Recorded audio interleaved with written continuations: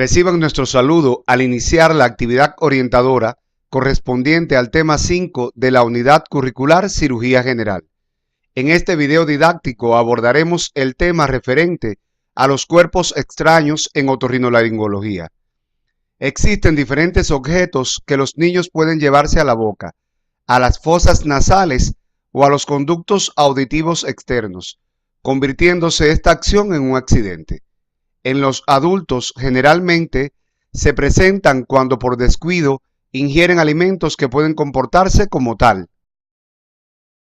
Al finalizar el estudio de estos contenidos, serán capaces de explicar el diagnóstico de cuerpo extraño, partiendo de los factores de riesgo, etiología, clasificación y sus manifestaciones clínicas, reconocer los principales exámenes complementarios empleados en el diagnóstico de cuerpos extraños en otorrinolaringología, así como seleccionar la conducta terapéutica integral correcta en cada caso. La morbilidad por cuerpos extraños en otorrinolaringología es elevada en el mundo, en todos los grupos de edades, aunque su incidencia es mayor en la infancia y en los adultos con malos hábitos de alimentación.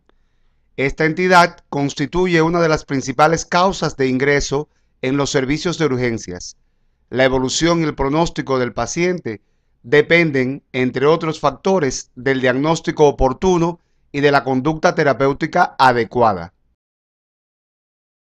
Los cuerpos extraños en otorrinolaringología son los objetos que lleguen accidental o normalmente a un sitio de las fosas nasales, de la faringe o de los oídos, que se detienen, produciendo una sintomatología que exige la extracción urgente para evitar complicaciones graves. Se clasifican según su naturaleza y localización. Por su naturaleza pueden ser inanimados y animados. Los inanimados pueden ser minerales, vegetales, sintéticos y químicos. Los animados pueden ser insectos y larvas. Por su localización pueden encontrarse en las fosas nasales, las vías aerodigestivas superiores y en los conductos auditivos externos. Los cuerpos extraños en las fosas nasales son más frecuentes en los niños. Estos pueden ser perlas, minas de lápiz, cuerpo vegetal, bolas de papel y restos de taponamiento después de intervenciones o epístaxis.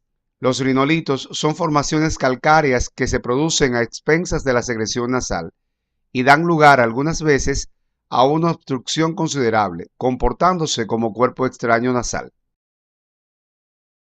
El motivo de consulta puede ser obstrucción nasal unilateral, rinorrea mucopurulenta, muchas veces sanguinolenta y fétida, muy desagradable para el enfermo y para las personas que lo rodean. Durante la exploración física, se puede identificar a través de la rinoscopia anterior la presencia del cuerpo extraño en una de las fosas nasales, edema nasal y sangrado al realizar la instrumentación. El diagnóstico se realiza basándose en las manifestaciones clínicas y los exámenes complementarios. Durante el examen físico se realizará al paciente la rinoscopía anterior, con espéculo nasal, y si fuese necesario se utiliza el fibroscopio y la rinoscopía posterior. Previo a estos procederes se realizarán estudios radiográficos para determinar características del cuerpo extraño y su posición dentro de las fosas nasales. Los pacientes con cuerpos extraños en las fosas nasales pueden desarrollar complicaciones. Las más frecuentes son la sinusitis y la daquirocistitis. El tratamiento consiste en la extracción del cuerpo extraño o del rinolito. La extracción del cuerpo extraño se hace mediante un instrumento en forma de gancho curvo y romo, auxiliándose con el microscopio otorrinolaringológico. Se realiza una maniobra de barrido para evitar introducir el cuerpo extraño en la profundidad de las fosas nasales, o que éste sea desplazado a la rinofaringe con posibilidad de ser aspirado por las vías aéreas. Para este barrido es aconsejable introducir el instrumental por un plano superior al cuerpo extraño. Una vez sobrepasado este, descender la punta del instrumento y barrer de atrás hacia adelante.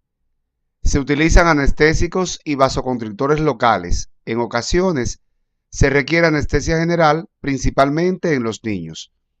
En los cuerpos extraños animados, se instila solución suave con éter y luego se realiza la extracción. Existen consideraciones especiales en cuanto al tratamiento. Las baterías o sus fragmentos en fosas nasales requieren de extracción urgente, posterior desbridamiento y uso de antibióticos locales. Las semillas deben extraerse lo más rápido posible, pues se hinchan, se ablandan y se deshacen. Después de realizar el diagnóstico, se debe extraer el cuerpo extraño para evitar el cambio de posición del mismo y su alojamiento en vías aéreas inferiores o digestivas. Los cuerpos extraños en vías aerodigestivas también son de presentación frecuente en la práctica médica. Se pueden encontrar gran variedad de ellos, como son espinas de pescado, huesos, monedas, piezas de juguetes y objetos animados. En la rinofaringe, los cuerpos extraños pueden ser proyectados por los esfuerzos del vómito o por una insuflación velopalatina. También pueden introducirse a través de las fosas nasales. Entre las manifestaciones clínicas se destaca la obstrucción nasal con secreciones purulentas. Los cuerpos extraños también pueden localizarse en la orofaringe y en la hipofaringe. Esto ocurre después de la deglución. Las principales manifestaciones clínicas son el dolor faríngeo y la disfagia.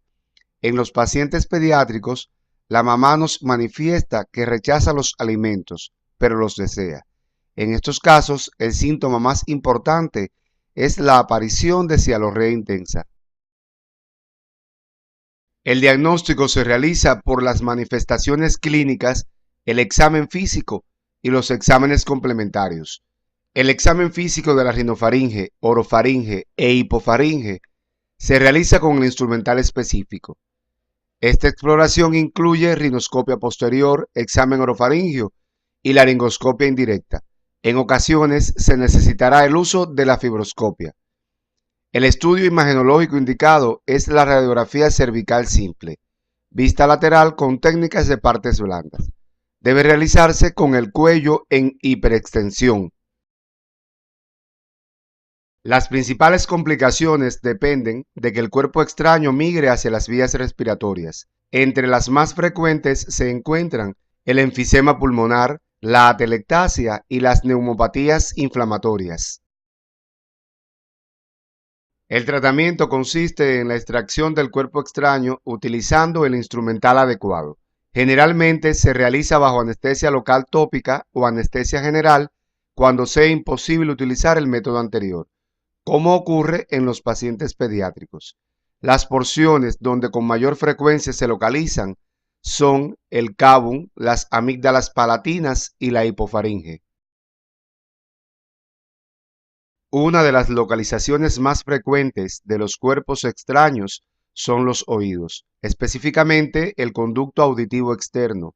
En estos casos resulta imprescindible el examen otoscópico, tanto para su diagnóstico como para su tratamiento. En la luz del conducto auditivo externo es posible encontrar una gran variedad de cuerpos extraños. Estos se clasifican en inertes o inanimados y en animados. La gama de cuerpos extraños inertes es muy extensa. Los objetos hallados con mayor frecuencia son bolitas de algodón, trozos de hisopos y perlas, entre otros. Los cuerpos extraños animados que con mayor frecuencia se localizan en el conducto auditivo externo son los insectos, como chinches, moscas, cucarachas y garrapatas. El síntoma que generalmente producen los cuerpos extraños inanimados es la hipoacusia. Los cuerpos extraños animados en su desplazamiento por el conducto auditivo externo provocan súbitamente irritación, cosquilleo y ruidos. El paciente desesperado procura eliminárselo con cualquier objeto que encuentre a su alcance y complica el cuadro clínico, el cual se completa a menudo con cefalea, zumbidos de oído, vértigo y en ocasiones sangrado. En el examen físico otoscópico se observa el cuerpo extraño, lo que confirma el diagnóstico. El tratamiento, en el caso de los cuerpos extraños inanimados, consiste en su extracción a través de un lavado amplio del conducto auditivo externo del lado afectado. El tratamiento, en caso de que el cuerpo extraño sea animado, dependerá si el insecto está vivo. Urge en primer lugar inmovilizarlo, lo que se logra mediante unas gotas de aceite o provocar la muerte del insecto con un algodón embebido en éter, cloroformo o alcohol al 70%. Posteriormente se realiza la extracción, primero con lavados del oído afectado. Si no se logra la extracción del cuerpo extraño, entonces se utilizará el instrumental apropiado por parte del especialista en otorrinolaringología. Deben prescribirse antiinflamatorios, analgésicos y antibióticos.